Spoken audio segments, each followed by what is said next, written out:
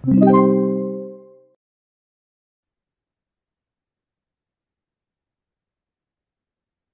a steel rail was installed when its temperature was 5 degrees.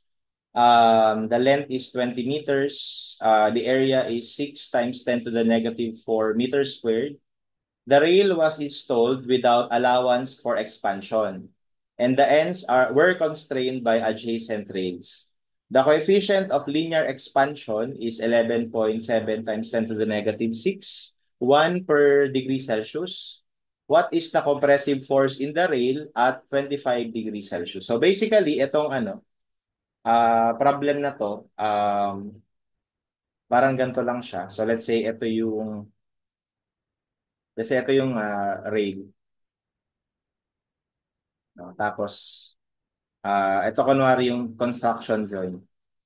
May joint dito. Okay? Tapos yung length ng rail is 20. At, ano to? At 5 degrees Celsius. Di ba? So ngayon, syempre, pag tumaas yung temperature, ano ba nangyayari sa material? Di ba nag-expand, no? So, ibig sabihin, mag-expand to. Expand niya. So, gawin ko na ganito, expansion niya. Mag-expand siya. Kung halimbawa tatanggalin ko yan, mag-expand siya ng ganyan, no? So, meron ka dito tinatawag na thermal deformation. Okay? Pero yung thermal deformation na yan ay mawawala dahil meron itong itutulak na reaksyon. Merong force na itutulak yung nakaharang sa kanya, di ba? So, ibig sabihin,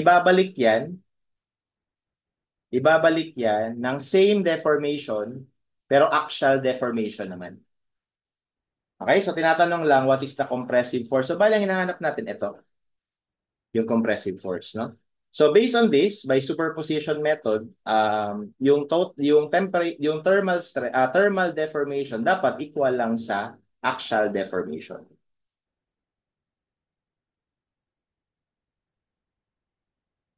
Okay, so ano ba yung thermal deformation? That's alpha, T final minus T initial times L equals, ang axial deformation, ito naman yung PL over AE.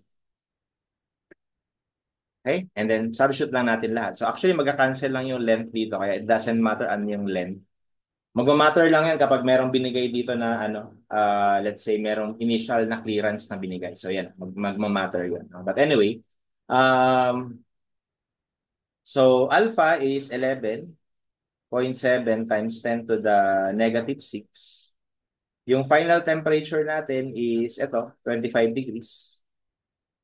Initial natin is 5 equals P over yung area natin.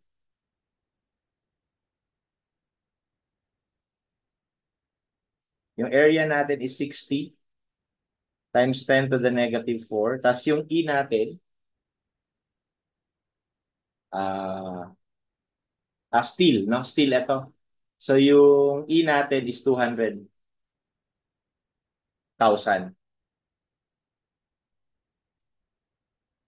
Okay? Kaya lang, kapag ginawa kong ganito, so medyo weird yung units. Ito okay na to. Kasi naka-degree Celsius ito naman naka-per degree Celsius. So magka-cancel yung degree Celsius. Dito sa kanan, yung medyo weird kasi ito naka-meter squared. Okay, so ang in-expect ko na P dito, naka-Newton na lang muna para hindi magulo, Newton. So ibig sabihin, wag natin tong gawing megapascal. Gawin na lang natin itong Pascal talaga. Kasi di ba ang gigapascal equal yun sa times 10 to the 9 Pascal. So ito Pascal ito. Na kung saan ang Pascal ay Newton per square meter. Para ito magka-cancel. Tapos yung Newton na to magka-cancel sa Newton na to. Para unitless lang sila lahat. Para uniform yung units nila. Okay? And that's from there, kapag kinompute na natin yan, ang makukompute natin na P is naka-Newton. Tingnan natin. 11.7 times 10 to the negative 6 times 25 minus 5, 20. Cross multiply 60 times 10 to the negative 4. Cross multiply 200 times 10 to the 9. So ito naka-Newton. So 280,800. Newton. So in kilonewtons, that is 280.8 kilonewtons. And in the choices, that is letter A.